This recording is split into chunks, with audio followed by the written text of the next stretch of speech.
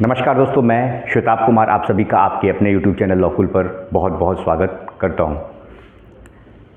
दोस्तों, आज एक ऐसे टॉपिक को हम लोग कवर करेंगे जो कि आपके सुपीरियर जुडिशियल सर्विस एग्जामिनेशन, जिसे आप डिस्ट्रिक्ट जज एंट्री लेवल एग्जामिनेशन के नाम से भी जानते हैं, उसमें यह सवाल पूछा गया था इंटरव्यू में। तो यह जो कॉन्सेप्ट है, हो सकता है कि आपके लिए नया हो,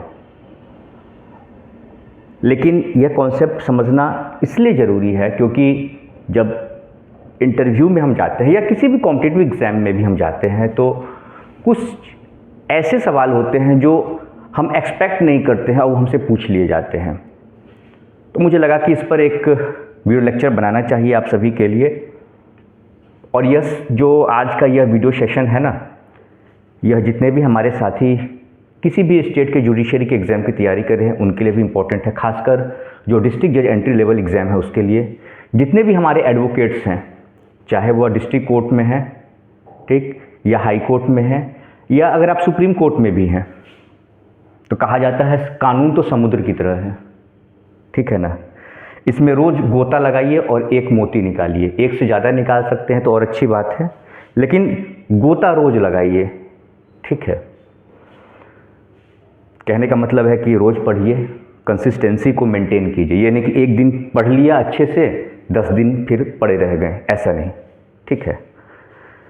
तो इसमें सवाल है यह कि जो पावर ऑफ अटॉर्नी है, पावर ऑफ अटॉर्नी, ठीक है, ये पावर ऑफ अटॉर्नी क्या करता है? प्रिंसिपल जो होता है, यानी कि जो ओनर है, ओनर जैसे मान लीजिए, जनरली हम लोग समझते हैं ना कि पावर ऑफ अटॉर्नी सिर्फ ज़मीन की खरीद बिक्री के लिए होता है, लेकिन ऐसा नहीं है, ठीक है।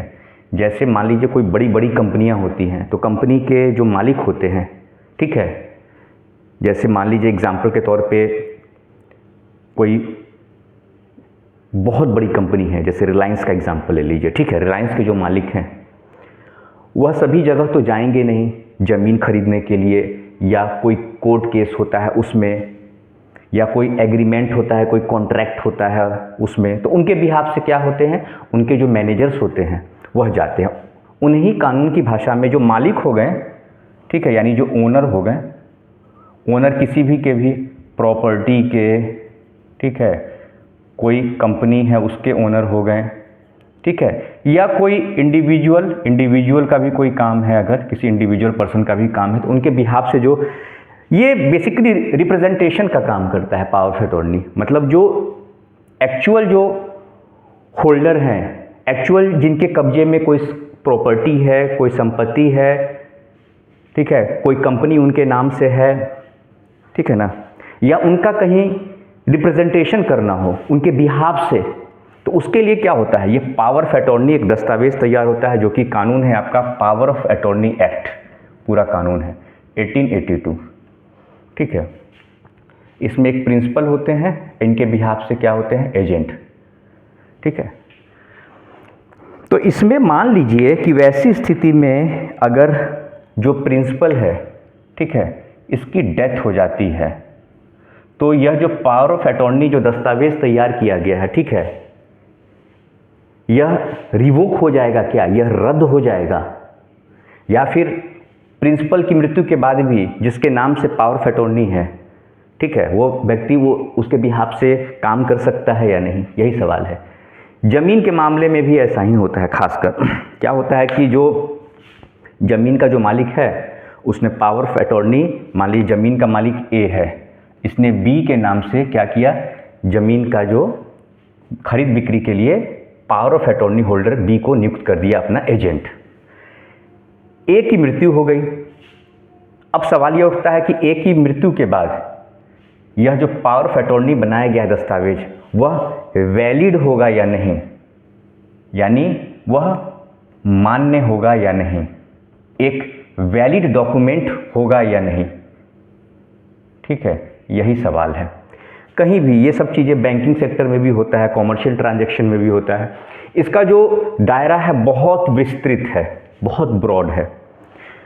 बस इस एक सवाल को आप समझ जाइएगा ना, ये हर जगह एप्लीकेबल होगा, ठीक है। चाहे वो कॉमर्शियल ट्रांजैक्शन हो, इंडिविजुअल ट्रांजैक्शन हो, प्रॉपर्टी का कोई ट्रांजैक्शन हो, खरीद बिक्री हो, सभी जगह लागू होगा। यही वो कानून है, देखिए, ठीक है। मैं सामने आपको रख के दिखा देता हूँ। पावर ऑफ अटॉर्नी, ठीक है, law relating to power of attorney. देख लीजिए, मैं जो भी बताऊँगा ना कानून के साथ बताऊँगा, ठीक है। पावर ऑफ अटॉर्नी एक्ट 1882 यही कानून है। तो सवाल यही उठता है कि यह वैलिड होगा या नहीं। देखिए, जो प्रॉपर्टी की खरीद बिक्री होती है ना, वह भी एक कानून के तहत किया जाता है। कानून क्या है मैं आपको बता देता हूँ, वह कानून क्या है। सब कुछ है अपने पास, कहीं कोई दिक्कत वाली बात नहीं है। ये कानून है the transfer of property act 1882, यह कानून है, ठीक है। देख लीजिए, यह कानून है the transfer of property act 1882। इसी के तहत बहुत कुछ है। इसके इंडेक्स में ही मैं आपको दिखा देता हूँ। इसका इंडेक्स भी है, थोड़ा सा बस आपको बता देता हूँ इन शॉर्ट, बाद में इन डिटेल हम लोग डिस्कस करेंगे। कि चैप्टर 2 कहता है of transfer property bye act of parties, दो लोग के बीच में ज़मीन का ट्रांसफर होता है। Transfer property, family settlement and partition, जो पारिवारिक बंटवारा होता है, पार्टीशन होता है, कॉम्प्रोमाइज़, सरेंडर, रिलीज, रेलिंक्विशमेंट, जो हक त्याग जो कहते हैं आप, चार्ज, ठीक है, ये सारी चीज़ें हैं। व्हाट में बी ट्रांसफर्ड, सारी चीज़ें दी हुई हैं इसमें, ठीक है।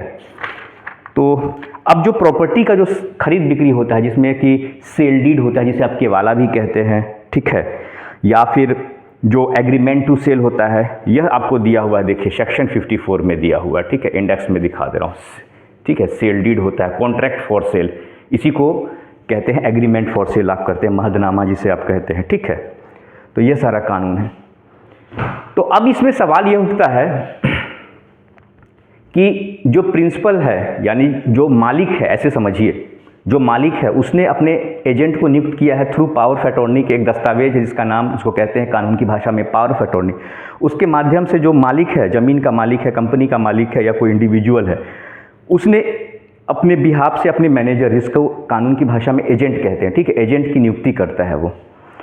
तो अगर प्रिंसिपल की मृत्यु हो जाती है, वो मर जाता है, तो उसके बाद वो जो दस्तावेज है वो वैलिड है या नहीं। इसलिए कहता हूँ, जब ज़मीन खरीदिए, और ज़मीन जब आप पावर ऑफ अटॉर्नी के माध्यम से खरीदते हैं, तो देख लीजिए, इस बात को चेक कर लीजिए कि जिस व्यक्ति ने पावर ऑफ अटॉर्नी दिया है, यानी जो प्रिंसिपल है, जो मेन मालिक है, वो जिंदा है या नहीं। इस बात की जांच जरूर कर लीजिए। कहिए एक बार कि मुझे ज़मीन के मालिक से मिलना है, ठीक है, मिलिए एक बार। ज़मीन की खरीद बिक्री होगी, लेकिन एक बार मिलिए, बात कीजिए, सारी चीज़ें, ठीक है। तो ये आजकल तो वीडियो कॉल है, वीडियो कॉल से आप बात कर सकते हैं, तमाम चीज़ें हैं, कहीं कोई दिक्कत नहीं है। लेकिन ज़मीन के मालिक से आपका इंटरेक्शन होना जरूरी है, इससे यह पता चले कि वो व्यक्ति वाकई में जिंदा है या नहीं है। उनको दस्तावेज भी दिखाइए कि साहब देखिए, यह आपके नाम का इनके पास पावर ऑफ अटॉर्नी है, आप वही व्यक्ति हैं। सारी चीज़ों को एविडेंस के तौर पर रखिए, कॉल रिकॉर्डिंग्स रखिए, लेकिन रखिए, ताकि कल को कोई कह देगा कि नहीं, जो ज़मीन का मालिक था वो मर गया, तो जब मर गया तो जो पावर ऑफ अटॉर्नी बना है वो तो वैसे ही इनवैलिड हो गया। उसके बाद आप ज़मीन खरीदते हैं, इनके लाइफ टाइम में पावर ऑफ अटॉर्नी से ज़मीन आप जब भी खरीदें, या कोई भी एग्रीमेंट अगर आप पावर ऑफ अटॉर्नी के माध्यम से करते हैं, तो उस वक्त एक चीज़ याद रखिएगा कि यह व्यक्ति जिंदा रहना चाहिए। जो मेन मालिक है, जिसने पावर ऑफ अटॉर्नी को एग्जीक्यूट किया है, वह जिंदा रहना चाहिए। अब कहिएगा ये आप कैसे कह रहे हैं। देखिए, सुप्रीम कोर्ट का एक जजमेंट मेरे पास है, कहा ना, सारी चीज़ें हैं।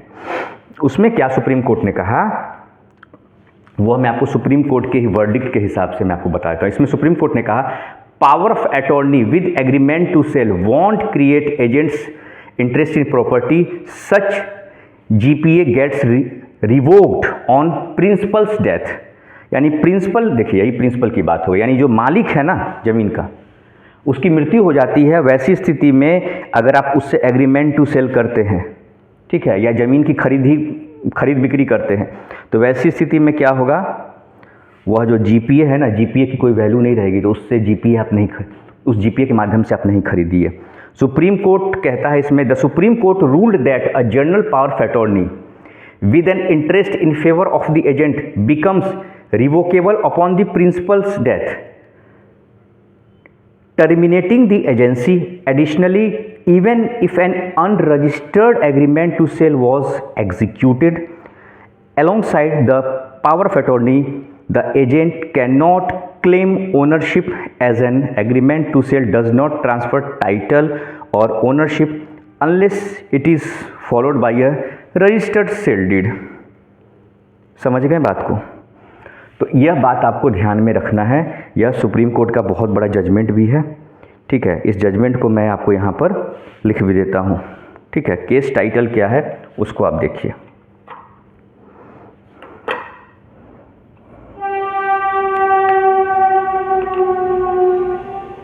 केस टाइटल है